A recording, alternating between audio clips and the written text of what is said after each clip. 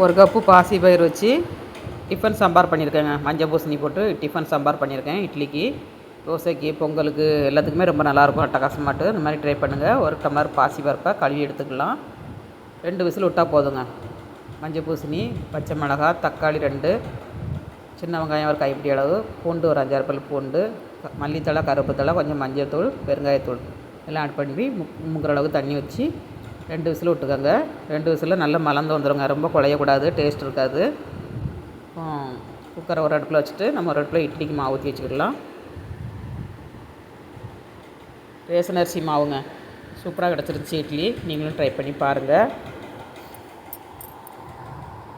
இட்லிக்கு வந்து மாவு ஊற்றி வச்சுக்கிடலாம். இட்லி குக்கரில் தண்ணி நல்லா சூடானதுக்கப்புறம் இட்லிக்கு மாவு ஊற்றி வைங்க.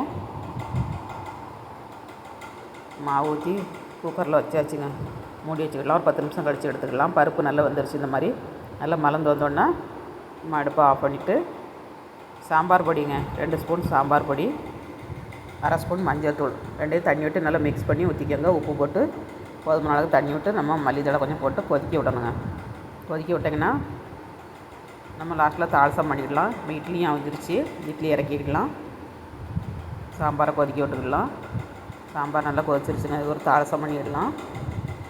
கடாயில் 1 ஸ்பூன் எண்ணெய், 1/2 ஸ்பூன் கடுகு, 1/2 ஸ்பூன் ஜீரகம், 2 வரமிளகா, கருவேப்பிலை தழைங்க எல்லாம் போட்டு தாளித்து ஊற்றுனீங்கன்னா டிஃபன் சாம்பார் ரெடிங்க. மஞ்சள் பூசணி டிஃபன் சாம்பார் ரெடி.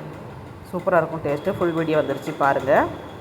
ரேஷன் அரிசி நல்ல புதுசுன்னு இட்லியும் கிடச்சிருக்கு. இல்லை பிளேட்டில் சேவ் பண்ணி சாப்பிட்டு பார்க்கலாங்க. அட்டகாசமான டிஃபன் சாம்பார் ரெடி ஆயிடுச்சு. வாங்க எல்லோரும் சாப்பிட்றதுக்கு. ஸ்டவ்வோடு சமைக்கும் போது அன்போடு சமைக்கணுங்க. அன்போடு சமைச்சிங்கன்னா சுமாராக இருக்க டிஃபன் சாம்பார் கூட சூப்பராக இருக்குங்க. கரெக்டு தானே? வீடியோ பிடிச்சிருந்தா லைக் பண்ணுங்கள். பாய்.